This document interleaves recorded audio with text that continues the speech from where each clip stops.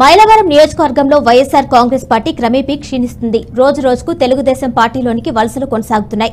తాజాగా ఇబ్రహీంపట్నం మండలం జూపుడి గ్రామానికి చెందిన వైఎస్ఆర్ కాంగ్రెస్ పార్టీ ప్రధాన నాయకులు, కార్యకర్తలు ఆ పార్టీని వీడి టీడీపీ తీర్థం పుచ్చుకున్నారు. జీకొండూరు మండలంలోని వెంకటాపురం గ్రామంలో ఎన్నికల ప్రచారంలో పాల్గొన్న మైలవరం తేదేపా మహాకూటమి అభ్యర్థి స్థానిక ఎమ్మెల్యే వసంత వెంకట కృష్ణప్రసాద్ వైసీపీ నాయకులకు టీడీపీ కండువాలు కప్పి పార్టీలోకి ఆహ్వానించారు.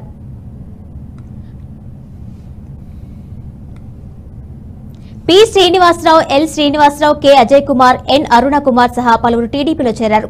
ఈ చేరికల కార్యక్రమంలో బీజేపీ, జనసేన, టీడీపీ కుటుంబ సభ్యులు తదితరులు పాల్గొన్నారు.